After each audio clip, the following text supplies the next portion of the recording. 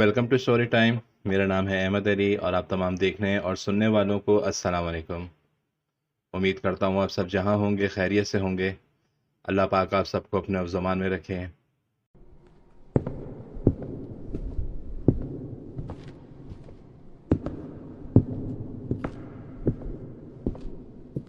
दोस्तों, हर किसी की ज़िंदगी कहीं ना कहीं किसी न किसी वाक़े से जुड़ी होती है। कुछ लोगों की ज़िंदगी ऐसे हादसों से जुड़ी होती है जो एक अंधेरे से भी ज़्यादा गहरी होती है। कई बार हम अंधेरों से निकल आते हैं और कई बार हमेशा के लिए उन अंधेरों में हमारी ज़िंदगी बस जाती है। चैनल पर आने वाले तमाम नए सारिफीन से रिक्वेस्ट करूंगा कि वह हमारी वीडियो को लाइक और चैनल को सब्सक्राइब ज़रूर कीजिएगा, ताकि आने वाले तमाम नई वीडियोस के नोटिफिकेशन आप सबको बआसानी मौसूल होते रहें। और हमें कमेंट करके ज़रूर बताइएगा कि आप किस शहर और किस मुल्क से हमारी वीडियो देख रहे हैं। अगर आप में से हमसे कोई अपनी स्टोरी शेयर करना चाहे तो डिस्क्रिप्शन में दिए गए लिंक के ज़रिए आप हमसे रब्ता कर सकते हैं, या दिए गए नंबर पर आप हमारे को अपनी स्टोरी शेयर कर सकते हैं। वीडियो का आगाज़ करने से पहले आप सबसे रिक्वेस्ट करूंगा कि एक बार आयतल कुर्सी ज़रूर पढ़िएगा। ये कहानी राफे नाम के एक यूट्यूबर की है जो पाकिस्तान के पुराने हॉन्टेड मुकामात पे जाता और वीडियो बनाया करता था। वो पहले दिन में उन जगहों को जाके देखता और रात में उन चीज़ों को ढूंढा करता था जो चीज़ें वहाँ मौजूद होती थीं। उसे एक दिन व्हाट्सएप पे एक मैसेज आया जिसमें लिखा हुआ था, भाई लाहौर के शालीमार टाउन में एक पुराना स्कूल है जो 20 साल से बंद है। लोग कहते हैं वहाँ एक बच्ची की मौत हुई थी जिसकी रूह आज भी वहीं भटकती है। आप एक बार उस जगह जाके विजिट करें और देखें क्या वाकई में वहाँ पे ऐसे कोई मामलात हैं। वो उस मैसेज को पढ़ के काफ़ी खुश हुआ। उसे उसके मतलब की जगह पे जाने का मौका मिल गया था, लेकिन उसे क्या पता था उसका वहाँ जाने का फैसला उसकी ज़िंदगी की सबसे बुरी गलती होगी। उसने उसी वक्त अपने दोस्त दानिश को मैसेज किया और कहा, भाई कल तैयार रहना, हमें कल लाहौर शालीमार टाउन जाना है, एक स्कूल को विजिट करना है। दानिश ने कहा, भाई वो जगह वाकई बहुत खौफनाक है, सोच लो। राफे ने हंसते हुए कहा, वही डर तो मुझे कैमरे में कैद करना है। लेकिन दानिश उस जगह के बारे में बहुत अच्छे से जानता था। उसने वहां जाने से मना कर दिया था। अब राफे को अकेले ही जाना पड़ा। राफे जब उस स्कूल पहुंचा तो पहले दिन में जाके स्कूल को अच्छी तरीके से देखा, लेकिन स्कूल में दाखिल होने से पहले उसने देखा कि स्कूल के बाहर लिखा हुआ है, अंदर जाना मना है। दरवाजे की हालत भी काफ़ी ख़राब थी। काफ़ी ज़ोर लगाने के बाद उसने दरवाज़ा खोला और अंदर गया। स्कूल की हालत अंदर से काफ़ी ख़राब थी और एक अजीब सी बेरौनकी थी। उसने बस यही सोचा कि दिन में इतना देख लिया काफ़ी है, अब रात में आऊँगा और एक प्रॉपर वीडियो बनाऊँगा। जब वो रात में वापस आया तो सब कुछ वैसा ही था। टूटी हुई बेंच और ज़मीन पे गिरा हुआ ब्लैक बोर्ड और काफ़ी धूल मट्टी हुई भी थी। फिर एक कमरे के दरवाजे को खोल के वो अंदर गया। दीवार पे एक बच्ची की तस्वीर लगी हुई थी और नीचे लाल इंक से लिखा हुआ था, मैं आज भी यही हूँ। उसको याद आया, ये वो लड़की है जो यहाँ पंखे से लटकी हुई थी, मगर लोगों का कहना था कि उसने खुदकुशी नहीं की, बल्कि किसी ने उसको मार के लटका दिया था। उस वक्त उसको ऐसा लगा जैसे किसी ने उसके कंधे पे हाथ रखा है। जब उसने मुड़ के देखा तो वहाँ कोई नहीं था। फिर वो वहाँ से स्टाफ रूम में गया तो उसे एक दीवार में काफ़ी बड़ी सी दरार नजर आई।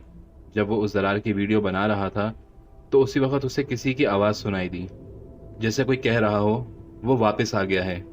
और फिर एक ज़ोरदार चीख। उसने जब कैमरा दूसरी तरफ घुमाया तो उसे किसी की मूवमेंट दिखाई दी। घबराहट के मारे उसके हाथ से टॉर्च गिर गया। उसने जल्दी से अपना टॉर्च उठाया और फौरन दूसरे रूम में चला गया। उसका कहना था कि स्कूल का नक्शा जो है वो काफ़ी अजीब तरीके से बना हुआ था।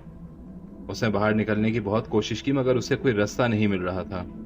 उसने सोचा कि मैं एक क्लासरूम में बैठ जाता हूँ और कुछ वक्त इंतज़ार करता हूँ, शायद सब कुछ ठीक हो जाए। जब वो एक क्लासरूम में जाके बैठा तो उसमें काफ़ी अंधेरा था, लेकिन उसे एक बच्ची एक बेंच के ऊपर बैठी हुई नजर आई। ऐसा लग रहा था जैसे कोई काला साया है। थोड़ी देर के बाद वो साया उसकी तरफ घूमने लगा। पहले उसे लगा कि शायद ये उसका वहम होगा, लेकिन जब उसने देखा कि वो साया वहां से खड़ा हुआ और वो अचानक गायब हो गया।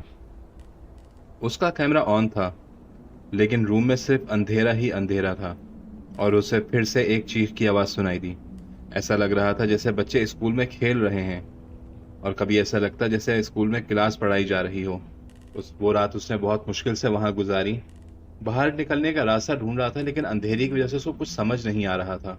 बिल आखिर वो एक कोने में जाके बैठ गया और सुबह होने का इंतजार करने लगा। जैसी सुबह होना शुरू हुई वो जल्दी जल्दी वहां से निकला और अपने घर की तरफ रवाना हुआ। जब वो अपने घर आया और घर आके उसने अपनी वीडियो देखी तो वो काफी हैरान था, क्योंकि उस वीडियो में वो अकेला नहीं था। वो जहां जहां जा रहा था उसके साथ एक साया चल रहा था। वो साया एक सीन में बिल्कुल उसके पास खड़ा हुआ था। ऐसा लग रहा था जैसे उसने उसके कंधे पे हाथ रखा हुआ हो। कुछ देर बाद उसे एक आवाज आई, तुम यहाँ किसकी इजाजत से आए हो?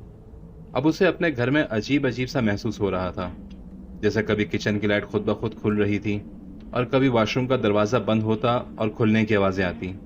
उससे अपनी वालदा से सारा मसला डिस्कस किया। उसकी वालदा ने कहा, तुम उस जगह से क्या लेकर आए हो? उसे उस वक्त उनकी बात समझ नहीं आई, लेकिन वो वहां से वीडियो नहीं, किसी और को भी साथ लेके आया था जिसका उसे जरा भी अंदाजा नहीं था। एक रात जब वो वीडियो एडिटिंग कर रहा था तो उसे स्क्रीन धुंधली धुंधली सी नजर आ रही थी। कुछ देर बाद उसने स्क्रीन के एक कोने पे देखा जिसमें उसे बहुत सारे लोग नजर आ रहे थे। ऐसा लग रहा था कि कोई कोने में खड़ा हुआ है, बातें कर रहा है और कोई गुजर रहा है वहां से। और अचानक उसको स्कूल के बीचों बीच वही लड़की नजर आई जिसकी तस्वीर उसने उस रूम में देखी थी। ऐसा लग रहा था जैसे वो लड़की स्कूल के बीचों बीच खड़ी हुई है और कैमरे की तरफ देख के मुस्कुराए जा रही है। अगली सुबह जब दानिश उससे मिलने के लिए आया तो उसने देख के कहा, भाई क्या हुआ, रात भर सोए नहीं क्या? आंखें क्यों इतनी लाल हो रही हैं? तो उसने कैमरे में अपनी आंखें देखी और फौरन कैमरा बंद कर दिया और कहा, दानिश, मुझे कैमरे में कोई और भी नजर आ रहा है। वही बच्ची जो उस स्कूल में थी। रात 2:30 का टाइम था। उसकी आंख खुली। उसे ऐसा लगा जैसे कोई उसके कमरे के बाहर खेल रहा हो और पानी गिरने की बहुत तेज आवाज आ रही थी। अब उसे अजीब सी घबराहट हो रही थी। उसे ऐसा लग रहा था जैसे उसके साथ कुछ बहुत बुरा होने वाला है। सुबह वो एक पीर के पास गया, उसे अपना सारा मसला बताया। उसने कहा, वो बच्ची अब तुम्हारे साथ है और वो तुम्हें इतने आराम से नहीं छोड़ेगी। वो उस स्कूल में एक अकेली बच्ची थी और जिन्नात के कब्जे में थी। अब वो तुम्हारे साथ है और हो सकता है कि वो जिन्नात उसे लेने तुम्हारे पास आए। अगले कुछ दिन उसने वीडियो बनाना बंद कर दिया और घर में रहने लगा। बस उसे घर में से अजीब अजीब सी आवाजें सुनाई देती थीं। उसकी वालदा भी उसकी इस हालत की वजह से काफी परेशान थी। उसकी तबीयत काफी खराब रहने लगी थी। एक रात वो अपनी वालदा के रूम में पानी देने के लिए गया तो उसकी वालदा ने देखा और जोर जोर से चिल्लाने लगी, राफे क्या हुआ तुम्हें? ये तुम नहीं हो, क्या हुआ क्या है तुम्हें? वो उस वक्त काफी घबराया और वालदा के रूम से भाग के अपने रूम में आ गया। अगले दिन वालदा ने उसको बताया कि उनको उसके चेहरे में किसी और की झलक दिखाई दे रही थी, जैसे कोई बूढ़ा शख्स हो और लंबे बाल। उसे दिन दानिश ने उसकी वीडियो बताए बगैर यूट्यूब पे अपलोड कर दी, यही सोच के कि शायद लोग कमेंट्स करेंगे तो ये मोटिवेट होगा और इसका ध्यान उस बच्ची की तरफ से हटके अपने काम की तरफ आएगा। लेकिन लोगों के कमेंट ने उसे और ज्यादा परेशान कर दिया था। जैसे कोई उससे पूछता था, भाई 13 मिनट 23 सेकंड पे क्या था वो? किसी ने कहा, भाई कभी कभी ऐसा लग रहा है जैसे तुम्हारे चेहरे पे किसी और का चेहरा नजर आ रहा है। अब उसने खुद को एक रूम में बंद कर लिया और किसी से कोई बात नहीं करता था। वो अब अपनी तमाम वीडियोस यूट्यूब से डिलीट करने लगा था, लेकिन जिन वीडियो को वो डिलीट करता, अगले दिन वही वीडियो उसको यूट्यूब पर शो हो रही होती थी। एक दिन उसे एक ईमेल मौसूल हुई जिसमें एक स्टोरी लिखी हुई थी, लेकिन उसमें जो तस्वीर थी वो राफे की ही थी, जिसमें वो सो रहा था और उसके बराबर में कोई बच्ची बैठी हुई थी। हैरत की बात यह थी, वो इस बात को लेकर काफी परेशान था कि ये तस्वीर मेरी किसने बनाई होगी। जब उसने उस मेल को दोबारा खोलना चाहा तो वो मेल गायब थी। उसको समझ नहीं आ रहा था कि ये कोई मेल थी या कोई वार्निंग थी। अब उसे रात भर अजीब अजीब आवाज़ें सुनाई देती थीं, जैसे कोई ज़मीन पर घसीटते हुए चल रहा हो या कोई दीवारों को खुरच रहा हो। एक रात जब वो सो रहा था, तो सोते हुए अचानक उसकी आंख खुली। उसे ऐसा लगा कि जैसे उसके बाद बेड के पास कोई खड़ा हुआ है और मुस्तकिल उसकी तरफ देखे जा रहा है। उसने वहां से उठ के भागने की कोशिश की, लेकिन पता नहीं कैसे दरवाज़ा लॉक था और वो वहीं गिर के बेहोश हो गया। सुबह जब वो होश में आया, तो उसने देखा उसके रूम की दीवार के ऊपर लिखा हुआ है, वो सब आने वाले हैं। उसकी जिंदगी पूरे तरीके से बदल गई थी।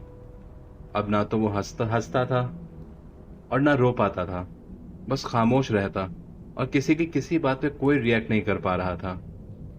लोगों ने ये बातें करना शुरू कर दी थी कि राफे अब तुम काफी बदल गए हो, लेकिन किसी को इस बात का जरा सा भी अंदाजा नहीं था कि वो किस परेशानी से गुजर रहा है। एक दिन दानिश ने उसे मैसेज किया, भाई मुझे लगता है तुम्हें वहां जाना चाहिए, उस स्कूल जहां से ये सब शुरू हुआ था। उसने दानिश को बड़े गुस्से में मैसेज किया कि एक बार गया तो ये हालत हो गई है, अब दोबारा जाऊंगा तो पता नहीं क्या करेंगे। तभी दानिश ने कहा, इससे पहले मुसीबत और बढ़ जाए, इसका पूरा खानदान ना तेरे पास आ जाए, तू वहां जा, हो सकता है वो वापस चली जाए। हिम्मत करके एक दो हफ्ते बाद उसने स्कूल जाने का फैसला किया, लेकिन इस बार वो सुबह के वक्त गया। स्कूल वैसे सुनसान था। वो जैसे स्कूल में दाखिल हुआ तो उसे एक ठंडी हवा का झोंका आके लगा और ऐसा लग रहा था जैसे किसी ने उससे उसकी आवाज़ छीन ली हो।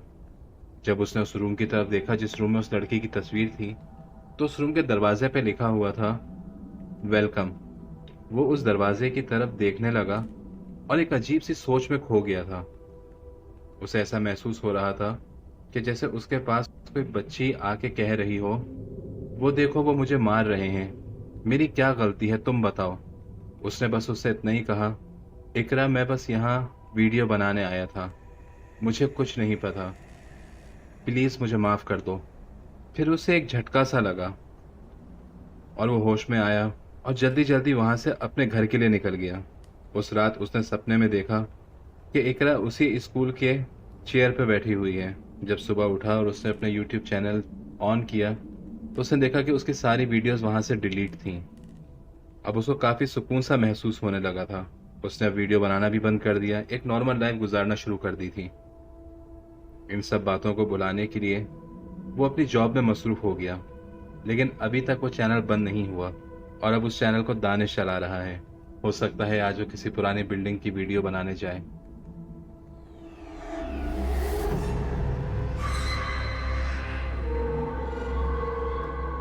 उम्मीद करता हूँ आपको हमारी स्टोरी पसंद आई होगी। मजीद ऐसी इंटरेस्टिंग स्टोरी से जुड़े रहने के लिए हमारी वीडियो को लाइक और चैनल को सब्सक्राइब जरूर कीजिएगा।